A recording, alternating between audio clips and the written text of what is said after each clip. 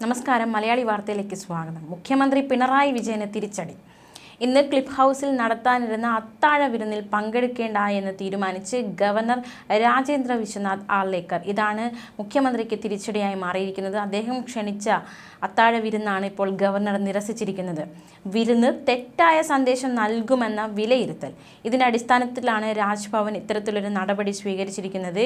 അതായത് ഈ അത്താഴ വിരുന്നിൽ പങ്കെടുക്കുന്നത് തെറ്റായ ഒരു വിലയിരുത്തലേക്ക് കടക്കേണ്ട എന്ന് തീരുമാനിച്ചുകൊണ്ടാണ് വിരുന്ന് നിരസിച്ചിരിക്കുന്നത്. മുഖ്യമന്ത്രിയും ഭാര്യയും രാജ്ഭവനിൽ എത്തിയായിരുന്നു ഗവർണറെ വിരുന്നിലേക്ക് ക്ഷണിച്ചത്. എന്നാൽ ഗവർണർ വിരുന്നിൽ പങ്കെടുക്കില്ലെന്ന് മുഖ്യമന്ത്രിയെ രാജ്ഭവൻ അറിയിച്ചു. രാജേന്ദ്ര വിശ്വനാഥ് ആർലേക്കറെ മാത്രമല്ല വിരുന്നിലേക്ക് ക്ഷണിച്ചിരുന്നത്.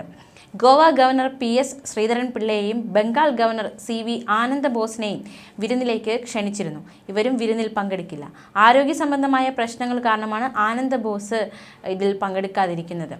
ഡൽഹി കേരള ഹൗസിൽ മുഖ്യമന്ത്രിയും ധനമന്ത്രിയും തമ്മിൽ നടന്ന ഒരു ബ്രേക്ക്ഫാസ്റ്റ് ചർച്ച, അതായത് കേന്ദ്ര ധനമന്ത്രി നിർമ്മല സീതാരാമനും മുഖ്യമന്ത്രി പിണറായി വിജയനും തമ്മിൽ ഒരു ബ്രേക്ക്ഫാസ്റ്റ് മീറ്റിംഗ് നടന്നിരുന്നു.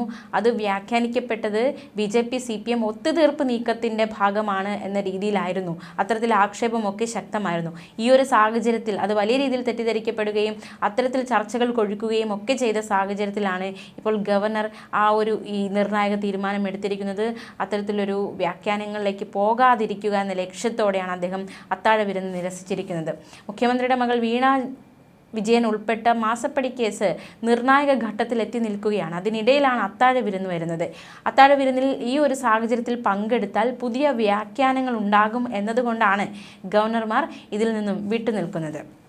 ഇന്ന് ക്ലിഫ് ഹൗസിൽ വെച്ചായിരുന്നു പരിപാടി തീരുമാനിച്ചിരുന്നത്. പങ്കെടുക്കാനുള്ള ബുദ്ധിമുട്ട് ഗവർണർമാർ ഒരാഴ്ച മുമ്പ് തന്നെ മുഖ്യമന്ത്രിയെ അറിയിച്ചിരുന്നു.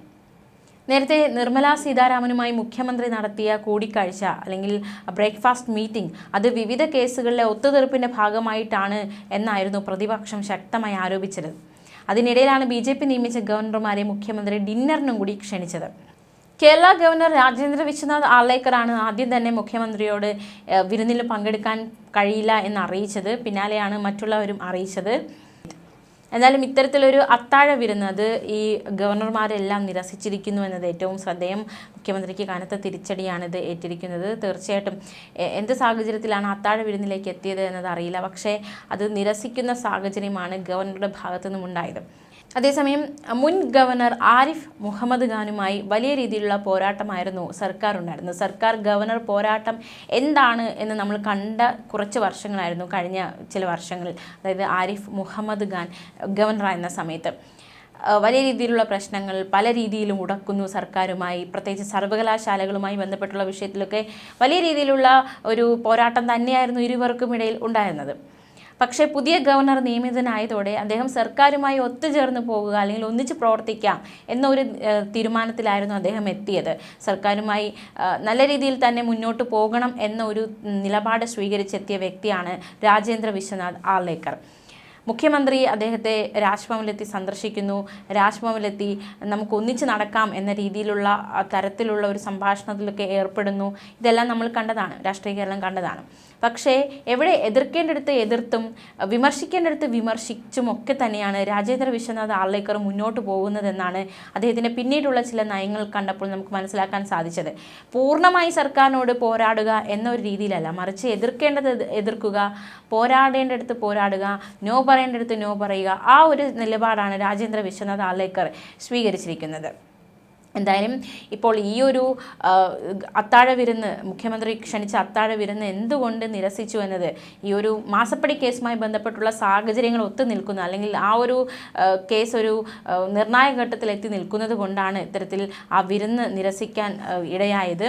എന്തായാലും മാസപ്പടി കേസുമായി ബന്ധപ്പെട്ട് നമുക്ക് കുറച്ച് വിവരങ്ങൾ കൂടി നോക്കാം. സേവനം നൽകാതെ കൊച്ചിൻ മിനറൽസ് ആൻഡ് റൂട്ടെയിൽ ലിമിറ്റഡിൽ നിന്ന് പണം കൈപ്പറ്റിയെന്ന് സീരിയസ് ഫ്രോഡ് ഇൻവെസ്റ്റിഗേഷൻ ഓഫീസിൽ താൻ മൊഴി നൽകിയെന്ന വാർത്തകൾ തള്ളി മുഖ്യമന്ത്രിയുടെ മകൾ വീണ വിജയൻ.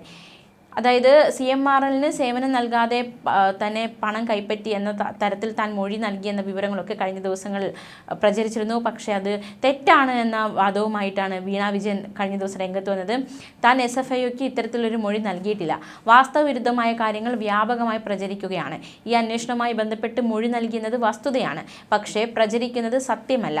ഇത്തരം ചില വാർത്തകൾ വ്യാപകമായി പ്രചരിക്കുന്നത് ശ്രദ്ധയിൽപ്പെട്ടു. ഇപ്പോൾ ചിലർ പ്രചരിപ്പിക്കുന്ന തരത്തിൽ ഒരു മൊഴിയും താൻ നൽകിയിട്ടില്ല. താൻ അന്വേഷണ ഉദ്യോഗസ്ഥർ മുമ്പാകെ മൊഴി നൽകുകയും അത് അവർ രേഖപ്പെടുത്തുകയും ചെയ്തിട്ടുണ്ട്.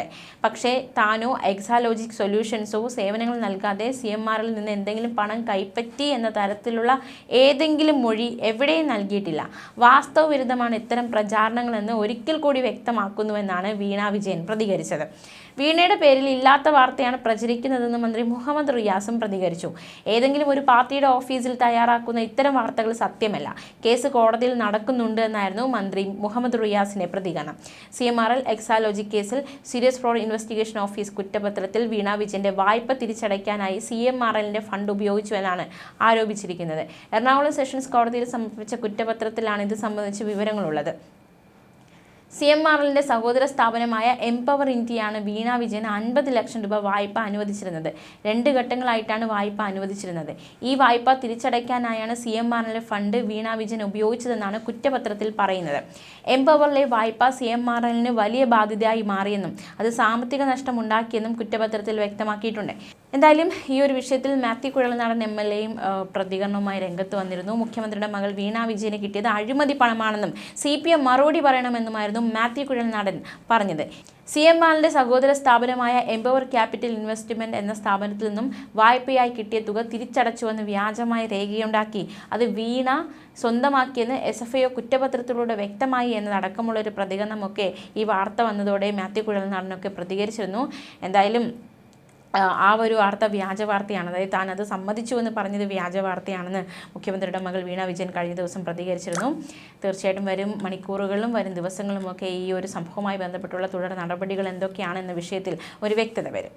ന്യൂസ് ഡെസ്ക് മലയാളി വാർത്ത.